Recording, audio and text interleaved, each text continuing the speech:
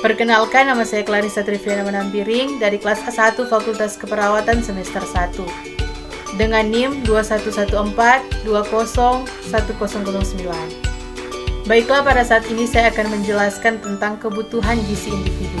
Kebutuhan gizi individu. Kebutuhan gizi adalah jumlah zat gizi minimal yang dibutuhkan oleh setiap individu.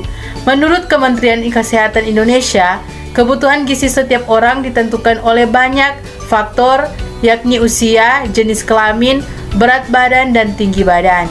Pada zaman purba, manusia sudah mengenal akan pentingnya kehidupan. Ini dibuktikan dengan anggapan mereka akan pentingnya makanan. Pada saat itu, anggapan tersebut dianggap tabu karena disertai dengan unsur-unsur magis dan mereka percaya bahwa makan yang dimakan dapat menyembuhkan penyakitnya. Secara klasik, kata gizi hanya dihubungkan dengan kesehatan tubuh serta mengatur proses kehidupan dalam tubuh. Sekarang ini, kata gizi mempunyai pengertian yang lebih luas, di samping dengan potensi ekonomi seseorang, karena gizi berkaitan dengan perkembangan otak, kemampuan belajar, dan produktivitas. Perkembangan status gizi masih belum terlihat peningkatannya karena masih banyak masyarakat yang hidupnya di bawah garis kemiskinan.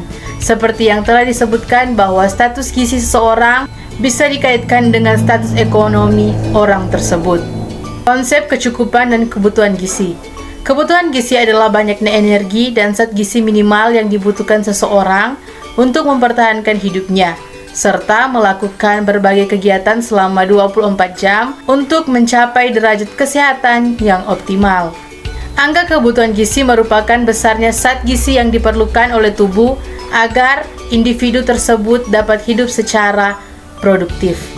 Biasanya digunakan pada saat akan menentukan kandungan gizi dari suatu menu yang akan direkomendasikan pada orang tertentu, seperti pasien di rumah sakit.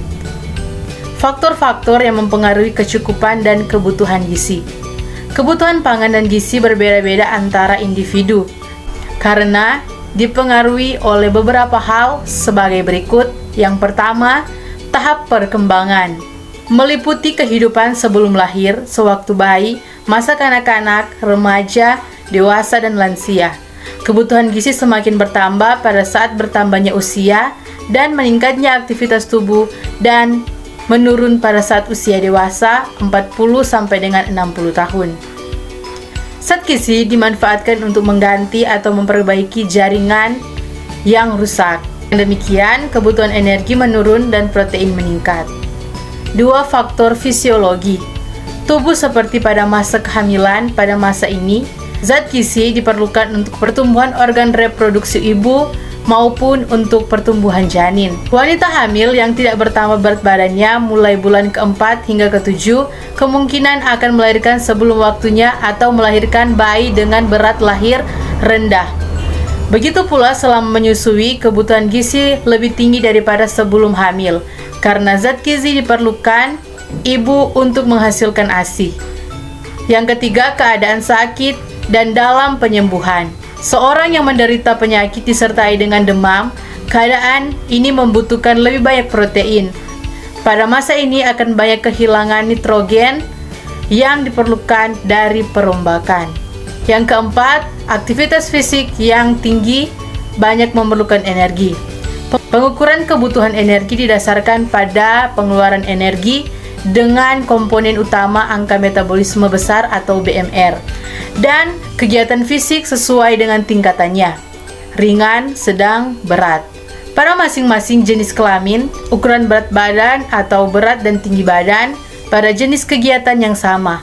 Orang besar menggunakan lebih banyak energi daripada yang kecil. Angka kebutuhan maupun angka kecukupan gizi berguna untuk beberapa hal sebagai berikut. Menilai tingkat konsumsi pangan seseorang atau penduduk berdasarkan data survei konsumsi pangan. Penilaian tersebut dilakukan dengan membandingkan zat gizi yang diperoleh dari survei konsumsi terhadap angka kecukupannya, yang biasa disebut sebagai tingkat konsumsi. Perencanaan makanan institusi secara seimbang seperti pemberian makanan tambahan untuk anak sekolah, lembaga permasyarakatan, dan panti sosial. Angka kebutuhan maupun angka kecukupan gizi berguna untuk beberapa hal seperti menilai tingkat konsumsi pangan.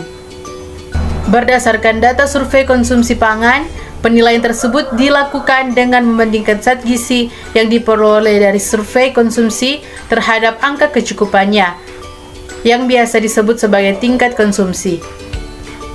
Perencanaan makanan institusi secara seimbang seperti pemberian makanan tambahan untuk anak sekolah, lembaga pemasyarakatan, panti sosial, perencanaan produksi, dan ketersediaan pangan wilayah. Sekian penjelasan saya tentang kebutuhan gizi individu. Terima kasih.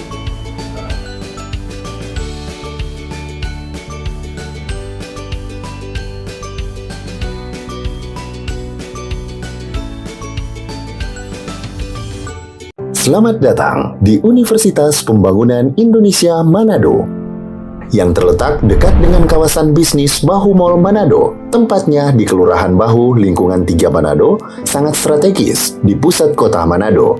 Dibangun di atas lahan seluas 2,5 hektar, Universitas Pembangunan Indonesia Manado berdiri megah dengan ruangan 7 lantai, terdiri dari ruangan kelas, ruangan kantor, perpustakaan, laboratorium komputer, laboratorium keperawatan, pengadilan semu, dan laboratorium bahasa, kantin, serta rooftop di lantai atas.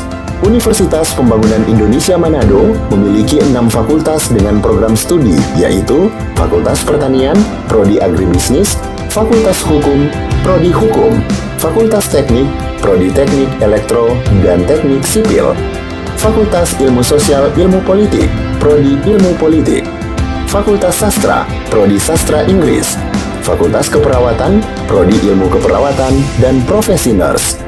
Didukung oleh sumber daya manusia yang berkompeten dan tersertifikasi, Universitas Pembangunan Indonesia Manado memiliki dosen dan tenaga kependidikan dengan latar belakang S2 dan S3 lulusan dalam dan luar negeri. Proses belajar mengajar dilaksanakan dengan teknologi informasi merujuk perkembangan dunia modern saat ini, dilakukan dengan sistem e-learning dan sistem ujian online atau ULAIN. Hasil tracer student Universitas Pembangunan Indonesia Manado dan fakultas menyebutkan lulusan UNPI sudah tersebar di dalam dan luar negeri.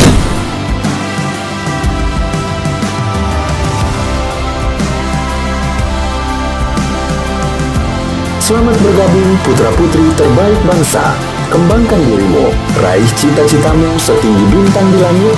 Kami siap menghasilkan generasi terbaik dan pemimpin di masa depan.